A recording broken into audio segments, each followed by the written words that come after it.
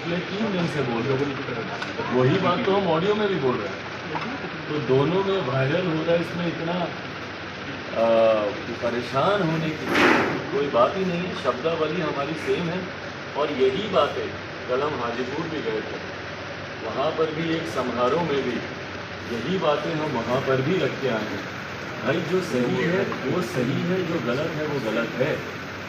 केंद्र में जो मंत्री बैठे हैं, जिनकी कृपा से आदरणीय चाचा जी पशुपति कुमार पारस जी केंद्र सरकार में वो मंत्री हैं, उसी सरकार ने उसी सरकार की फैसले की वजह से जिस तरीके से महापुरुषों का अनादर हुआ, मेरे पिता मेरे नेता स्वर्गीय रामविलास पासवान जी की तस्वीरों को बाहर फेंका गया। भाई हम तो दोपहर में ही घर से निकल गए थे। उसके बाद जिस तरीके से उनकी तस्वीरों को फेंका गया, पाँव तले उनको रौंधा गया, मेरे माता पिता के बिस्तर के ऊपर जूते चप्पल पहनकर, भाई घर खाली कराए, कोई दिक्कत नहीं है। मैंने बार बार इस बात को बोला है कि अगर आप नहीं करवाते तो 2 दिन में, मैं तो भाई 1 रात पहले घर खाली कर ही रहा था ना 29 तारीख रात को, तो मैं तो वैसे ही घर खाली कर देता। पर घर खाली कराने का एक तरीका होता है। इस तरीके से महापुरुषों का अपमान कर रहा है और उस अपमान पर जो लोग खामोश हैं, तकलीफ मुझे उस बात की है जो लोग खामोश है। भाई कई ऐसे विरोधी हैं जिन्होंने मुझे व्यक्तिगत तौर पर फ़ोन किया, कम से कम उन्होंने अपनी संवेदना तो प्रकट की। भाई जनता दल यूनाइटेड के भी बहुत लोग, बहुत इनके नेता हैं जिन्होंने मुझे फ़ोन करके बोला कि ये तरीका सही नहीं था, जो कि स्वाभाविक है, प्रक्रिया से ऐतराज़ नहीं था, तरीका गलत था। भाजपा के कई हैं जिन्होंने किया, मैं धन्यवाद दूंगा तेजस्वी जी का, उनकी पार्टी का।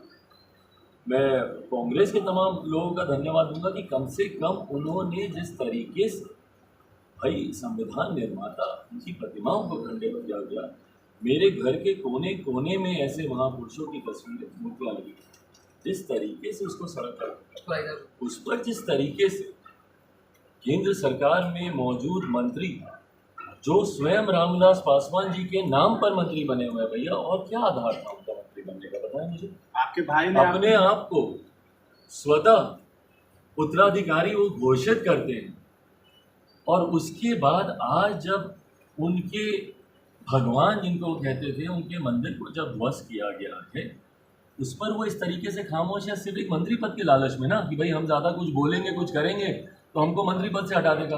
भाई ऐसे कितने मंत्री पद को हमारे नेता ने लात मारी, ठोकर मारी।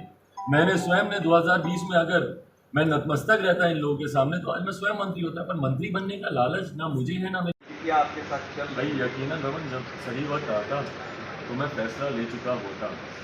सही वक्त आएगा और लोक जनशक्ति पार्टी रामविलास उचित फैसला गठबंधन को लेकर, मुझे लगता है संभवतः आप सवाल पूछ रहे हैं, तो गठबंधन को लेकर मैंने हमेशा इस बात को कैटेगोरिकली ऑन रिकॉर्ड क्लियरली मैंने बोला है, स्पष्ट तरीके से मैंने कहा है कि जब भी चुनाव आएंगे उस वक्त गठबंधन का स्वरूप तय किया जाएगा और उसकी घोषणा की जाएगी।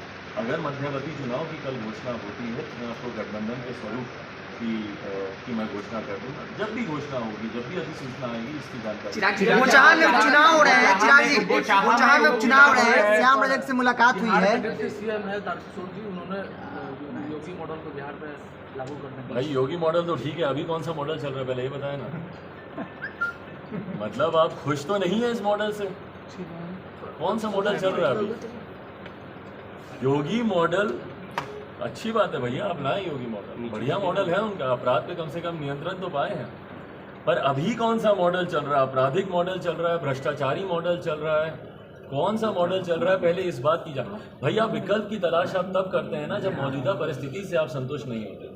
डिप्टी सीएम है आप, तो इसका मतलब आप अपने सीएम के मॉडल से तो कम से कम आप संतुष्ट नहीं है। ये इन्होंने तारकिशोर एक सवाल बीजेपी से नाराजगी है, दिख रही है बीजेपी से नाराजगी है, बोचाहा में उपचुनाव हुई है, श्याम रजक से मुलाकात हुई है, क्या कहेंगे इस पर?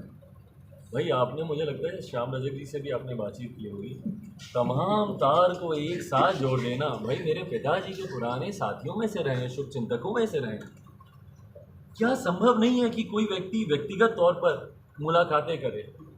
क्या हर मुलाकात के राजनीतिक मायने निकालने ज़रूरी हैं? कि अगर श्याम रजक अगर आए हैं तो इसका मतलब बोचा चुनाव से ही इसको इस तार को जोड़कर देखा जाए? या अगर मैं तेजस्वी जी की अगर मैं बात कर रहा हूँ, उन्होंने अगर ट्वीट किया है तो इसका मतलब ये है कि भैया जहाँ जहाँ पर मेरे प्रत्याशी खड़े नहीं हैं तो वहाँ पर उनकी पार्टी को मदद की जाए। हर बात के राजनीतिक मायने निकालना मुझे नहीं लगता उचित है। मेरे आदरणीय श्याम रजक जी से पुराने व्यक्तिगत संबंध रहे, मेरे परिवार के संबंध रहे, कई बार उनसे मेरी व्यक्तिगत तौर पर मुलाकातें होती रही हैं। भविष्य के घर में क्या है, ये जब भविष्य सामने आएगा एक सवाल